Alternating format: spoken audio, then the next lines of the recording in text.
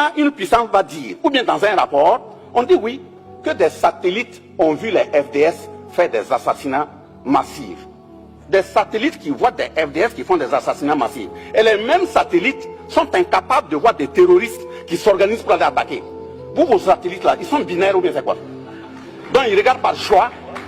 Donc vos satellites, quand c'est vous, vos hommes là, on ne voit pas. Donc il y a quand même un problème.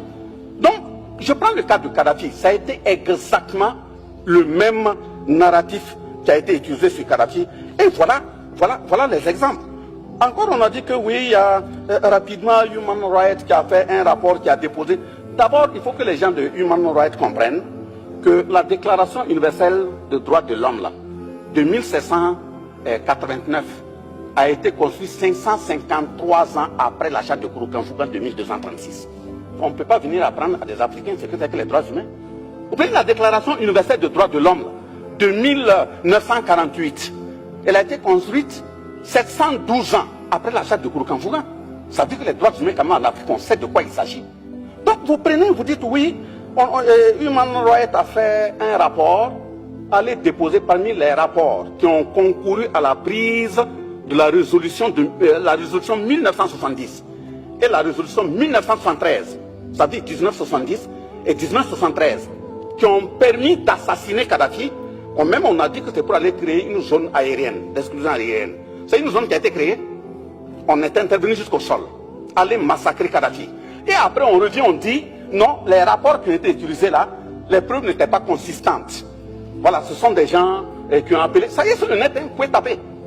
Et c'est sur cette base que Kadhafi en 2025 vient même d'être condamné pour groupement de malfaiteurs et autres. Ça veut dire que les responsables de Human Rights Watch doivent aussi répondre en tant que malfaiteurs. Regroupement de malfaiteurs. C'est ce que ça veut dire. Donc, finissant ces exemples, je dis que le Burkina Faso, au sein de l'AES, nous sommes engagés pas contre un peuple, pas contre une personne, pas contre un groupe. Mais si un groupe se met de travers nos intérêts, nous allons nous défendre. Ça, il faut que ce soit clair. Nous sommes engagés pour la conquête de notre souveraineté. La souveraineté politique, par exemple, on ne va plus nous imposer des dirigeants. Ça, c'est un. La souveraineté économique, par exemple, nos matières là, ils vont servir à nos peuples. Nos jeunes qui meurent en bordure des océans qui reviennent là, ça c'est terminé.